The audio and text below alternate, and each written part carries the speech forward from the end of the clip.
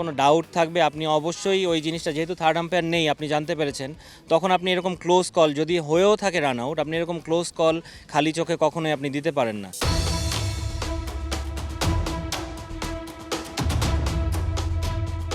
Prime bank ইনিংসের তৃতীয় ওভারের খেলা, পঞ্চম বলে দৌড়ে এক রান নিতে গিয়ে রান আউটের ফাঁদে পড়েন অধিনায়ক ইরফান শুক্কুর। সঙ্গে সঙ্গে থার্ড আম্পায়ারের কাছে রিপ্লাই দেখতে হাত ইশারা করেন অনফিল্ড আম্পায়ার ইশতিয়াক আহমেদ নাদিম, কিন্তু থার্ড আম্পায়ার না থাকায় সিদ্ধান্ত দেন আরেক অনফিল্ড আম্পায়ার মনিরুজ্জামান, আর তাতেই বাধে বিপত্তি। মাঠ ছাড়তে অস্বীকৃতি জানান শুক্কুর। টিভি রিপ্লাই না দেখে কিভাবে খালি চোখে মুহূর্তের মধ্যে অনফিল্ড আম্পায়ার নিশ্চিত হলেন, তৈরি হয় উত্তেজনাকর পরিস্থিতি। ডিপিএল এর প্রথম দিনে বিকেএসপিতে খেলা বন্ধ থাকে প্রায় 20 মিনিট, যদিও এক পর্যায়ে আউট মেনে খেলতে নামে তালহা জুবায়েরের শিষ্যরা। তবে এ নিয়ে নালিশ দিতে দেরি করবে না প্রাইম ব্যাংক। যখন কোনো ডাউট থাকবে আপনি অবশ্যই ওই জিনিসটা, যেহেতু থার্ড আম্পায়ার নেই আপনি জানতে পেরেছেন, তখন আপনি এরকম ক্লোজ কল যদি হয়েও থাকে রান আউট, আপনি এরকম ক্লোজ কল খালি চোখে কখনোই আপনি দিতে পারেন না। তো আমার কথাটা ওটাই ছিল যে আপনারা কি আমাকে মানে ইনাফ এভিডেন্স দিতে পারবেন কিনা যে এইটা 100% আউট।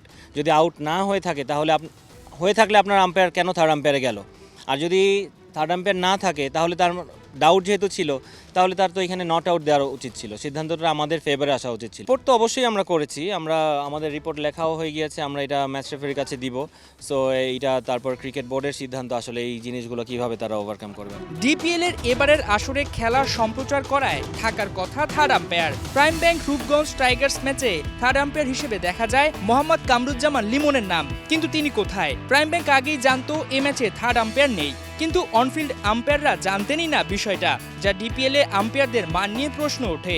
সকাল থেকে খেলা শুরু হয়েছে, আমরা জানি থার্ড আম্পায়ার নেই, কিন্তু ফিল্ড আম্পায়ার অনফিল্ড আম্পায়ার সে জানে না থার্ড আম্পায়ার নেই। এই জিনিসগুলো মেনে নেওয়াটা যায় না।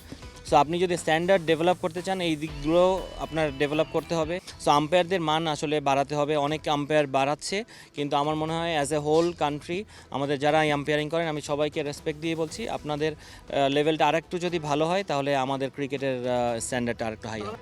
মাঠে পানি দেওয়া হচ্ছে ঘাসকে সতেজ করার জন্য, একইভাবে ডিপিএল এ থার্ড আম্পায়ার রাখা হয়েছে যাতে কোনো রকম বিতর্ক না ঘটে, ক্রিকেটাররা স্বস্তি পান।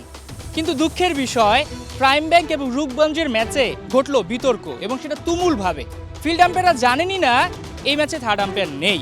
এই যে ডিপিএলটা শুরু হলো, সেখানে সম্প্রচার এসেছে নিশ্চিতভাবে ভালো কথা, কিন্তু সেখানে একটা ঘাটতি রয়েছে যে শুধুমাত্র যেই খেলাগুলো টেলিভিশনে সম্প্রচার হবে সেখানে সব থাকবে, কিন্তু যেগুলো অনলাইনে দেখানো হবে সেখানে থাকবে ঘাটতি। এখন দেখার বিষয় ডিপিএল এর এই যে বিতর্ক শুরু হলো সেটা কি পুরো টুর্নামেন্ট জুড়ে চলবে, নাকি এটাকে খুব দ্রুত কান টেনে সেটাকে থামানো যাবে। মাহমুদুল হাসান সজীব, ৭১, বিকেএসপি, সাভার।